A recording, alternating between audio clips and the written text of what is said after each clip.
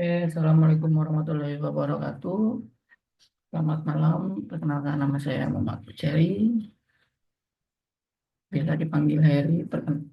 Saya merupakan mahasiswa Universitas Trisakti Bekasi, prodi Manajemen Weekend semester 5. Nah, di Zoom kali ini saya ingin mempresentasikan mata kuliah pasar uang dan modal dengan dosen pengampu Sugeng Prayatno, Dr. Sugeng Prayatno, HMM.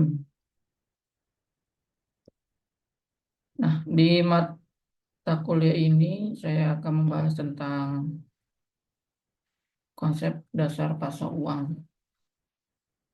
Langsung saja, apa itu pengertian pasar uang? Pasar uang atau money market adalah tempat pertemuan abstrak yang digunakan para pemilik dana jangka pendek untuk menawarkan kepada calon pengguna yang membutuhkannya, baik secara langsung maupun perantara.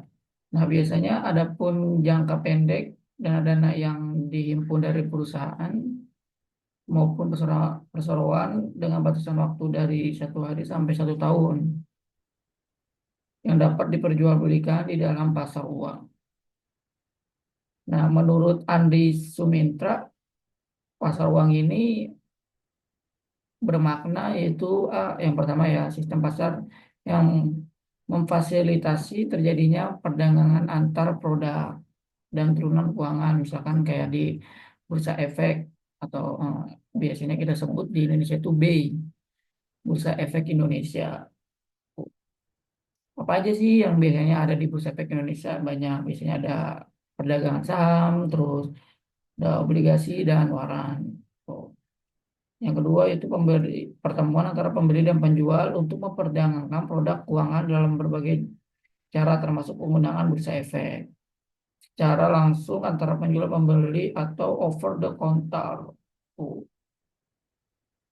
Selanjutnya, nah, tujuan pasar uang ini selain memberi modal jangka pendek atau jangka panjang kepada para yang butuh modal, itu apa aja sih? Yang pertama, pihak membutuhkan dana baik pihak bank maupun perusahaan non-bank. Jadi bukan hanya pihak bank aja gitu, tapi pihak perusahaan non-bank ya seperti perusahaan-perusahaan engineering, perusahaan-perusahaan manufaktur gitu, atau otomotif. Juga membutuhkan dana yang dimana yang diambil dari pasar uang. Yang B, pihak yang menangguhkan dana, yaitu pihak yang menyediakan dana atau pihak yang menjual dana, baik bank maupun perusahaan non-bank dengan tujuan untuk investasi di pasar uang. Ya, seperti di jual beli saham itu.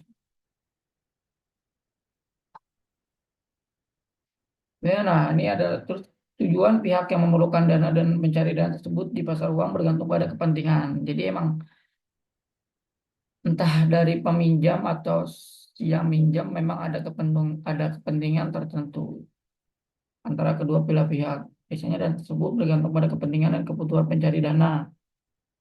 Tujuannya apa? Biasanya untuk memenuhi kebutuhan jangka pendeknya dia, seperti kayak bayar utang dalam jangka waktu yang sudah ditentukan, atau mungkin membeli bahan pokok, atau menambah modal.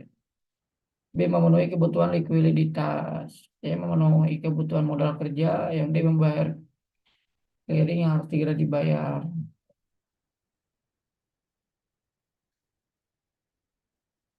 Nah, yang ketiga ini ada fungsi dan manfaat pasar uang.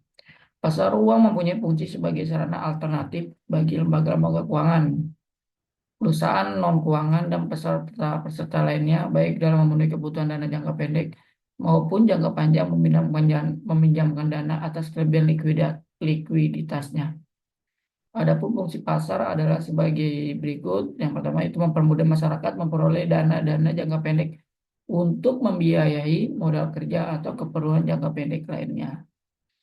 B. Memberikan kesempatan masyarakat berpartisipasi dalam pembangunan dengan membeli sertifikat Bank Indonesia atau SBI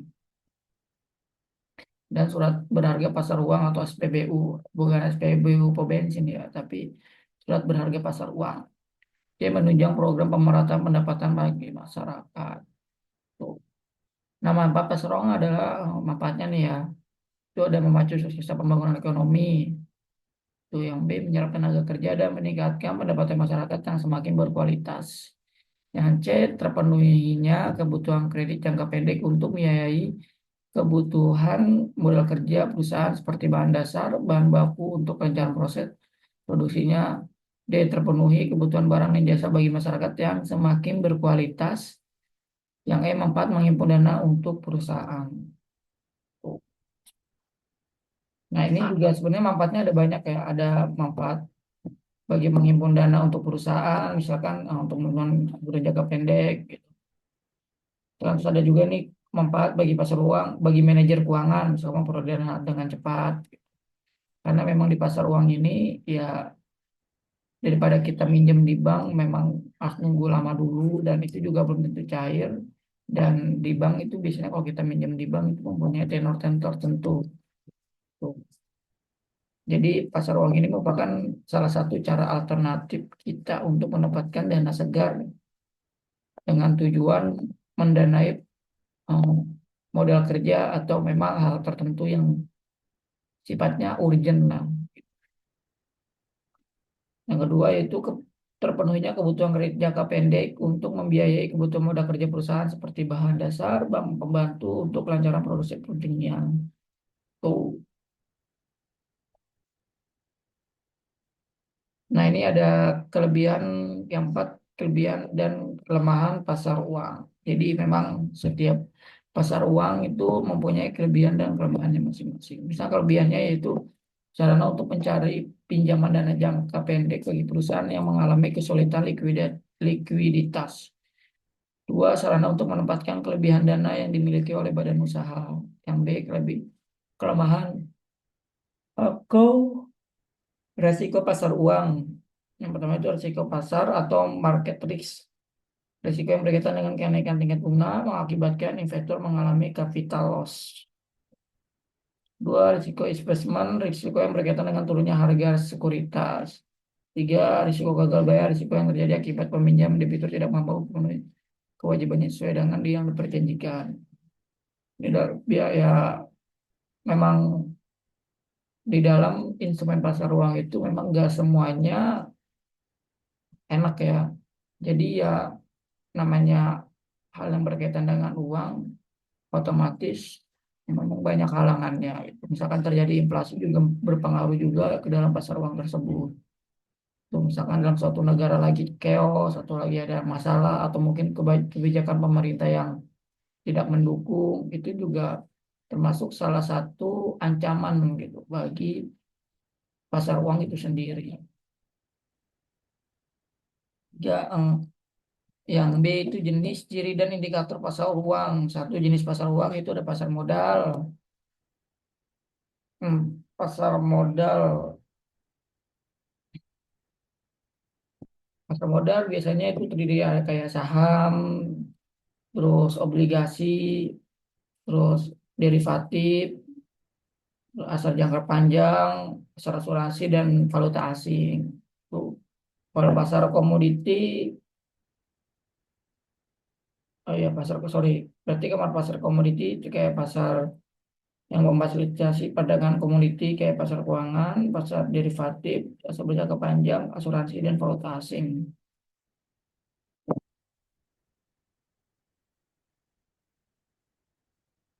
Ciri-ciri ciri-ciri pasar uang dan lembaga pengikutnya. Pasar uang menurut Panji Anoraga dan Panji Pakarti 2001. Ciri berikut jangka waktu yang pendek, tidak terikat pada tempat tertentu, pada umumnya supply and demand bertemu secara langsung dan tidak perlu kuarantor underwater. Pasar uang dan pasar modal sebenarnya merupakan sarana investasi dan mobilisasi dana. Lembaga-lembaga ikut dalam pasar uang adalah bank, terus perusahaan-perusahaan umum, perusahaan asuransi, yayasan, atau lembaga keuangan lainnya koperasi atau rumah gade.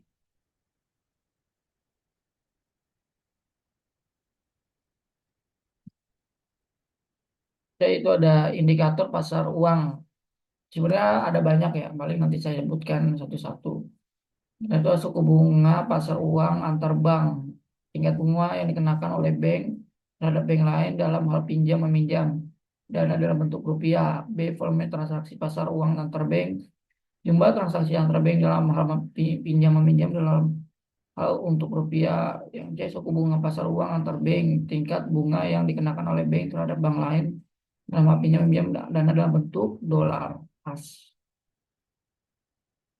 Ini ada juga yang keempat itu ada volume transaksi pasar uang antar bank, jumlah transaksi antar bank dalam pinjam berbentuk as, terus JIBOR atau Jakarta Interbank Offer Rate, suku bunga yang ditawarkan untuk transaksi pinjam meminjam antar bank. Yang F, suku bunga deposito rupiah. Ini tergantung biasanya yang ditentukan itu dari pemerintah sendiri itu kenaik bukan tergantung sih ya, tergantung berapa persen sebuah deposito itu memberikan bunga per tahun. Misalnya ada yang 5%, ada yang 6%. Tingkat bunga yang diberikan para deposan yang mendepositokan uangnya dalam bentuk as dolar.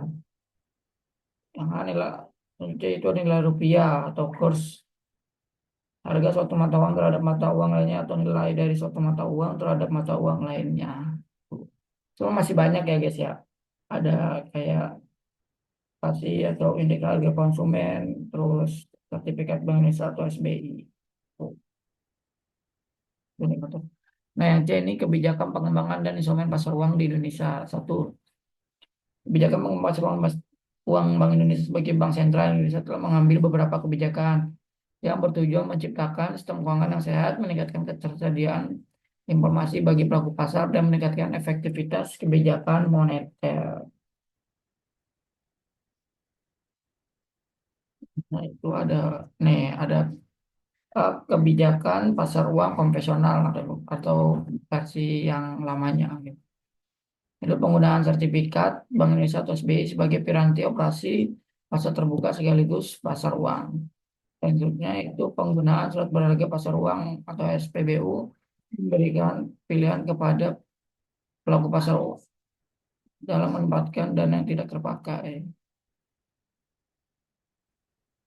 Yang C, pengembangan pusat informasi pasar uang atau PIPU yang merupakan suatu sistem otomasi yang tidak hanya terbatas pada pasar uang rupiah dan valuta asing.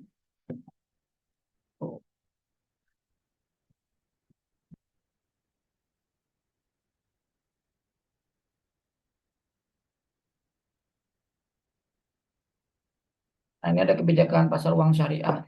Itu pasar uang syariah maksudnya pasar uang yang memang mengikuti hukum-hukum syariat Islam itu sendiri. Nah, selanjutnya dalam rangka mendukung tujuan Bank Indonesia untuk mencapai dan melihara kestabilan rupiah, Bank Indonesia melaksanakan pengendalian moneter berdasarkan prinsip syariah sebagaimana diamanatkan dalam pasal 10 ayat 2 Undang-Undang Nomor 23 Tahun 99 tentang Bank Indonesia sebagaimana telah diubah terakhir dengan peraturan pemerintah pengganti Undang-Undang Nomor 2 Tahun 2008. Oh. Nah, salah satu ukuran keberhasilan pencapaian isinya yaitu salah satu ukuran keberhasilan pencapaian suatu tujuan dimaksud adalah laju inflasi tahunan terkendali yang ditetapkan sebagai sasaran akhir dari pelaksanaan tugas Bank Indonesia di bidang moneter dalam rangka mencapai sasaran akhir kebijakan moneter. Satu, cara pengendalian moneter berdasarkan prinsip syariah adalah dengan pelaksanaan operasi moneter syariah untuk mengaruhi kecukupan likuiditas perbankan syariah. Nah, kebijakan mengenai pasar uang syariah ini didasarkan pada Peraturan Bank Indonesia Nomor 1036 FBI 2008 tanggal 10 Desember tahun 2008 tentang operasi moneter syariah yang merupakan perwujudan pengendalian moneter berdasarkan prinsip syariah dalam rangka mendukung tugas Bank Indonesia dalam menetapkan dan melaksanakan kebijakan moneter. Nah, yang kedua ini ada instrumen pasar uang di Indonesia. Itu ada SBI, surat Bank Indonesia, ada surat berharga uang atau SPBU, ada sertifikat deposito. Nah, ini surat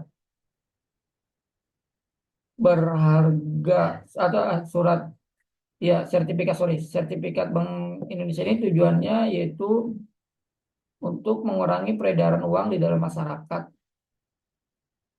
Tuh.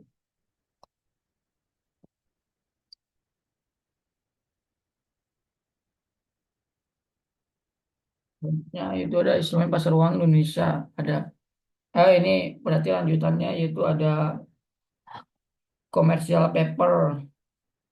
Commercial paper itu kayak apa ya? Kayak surat berharga komersial, surat sanggup atau promise tanpa jaminan yang diterbitkan oleh perusahaan dan diperdagangkan melalui bank atau perusahaan efek berjangka waktu pendek atau short term ya, dan diperdagangkan dengan sistem diskonto. Jangka waktu CP paling lama adalah 270 hari. Commercial paper, proses yang tidak disertai dengan jaminan yang diterbitkan oleh perusahaan untuk memperoleh dana jangka pendek dan dijual kepada investor dalam pasar uang. Nah, ini aktivitas bisnis bank dalam menjalankan kegiatan usaha ini sangat bervariasi, terutama untuk mengejar pendapatan yang berujung pada laba yang diperoleh untuk menciptakan daya saing serta menjalankan fungsi intermediasi. Salah satu kegiatannya berkaitan dengan dokumen commercial paper. Oh, ya, hak yang berkaitan itu di dalam transaksi CP ini ada penerbitan, menerbit, terus pengatur penerbitan, agen penerbit, terus agen pembayaran, sama investor. Oh,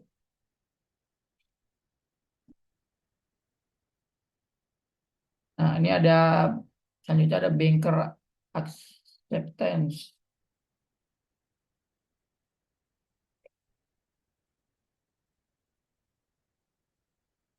Berarti adalah atau BA merupakan instrumen pasar uang yang digunakan untuk memberikan kredit pada eksportir atau importir untuk membayar sejumlah barang atau membeli valuta asing. Oke, terima kasih. Oke, itu aja dari saya. Kurang lebihnya mohon maaf. Wassalamualaikum warahmatullahi wabarakatuh.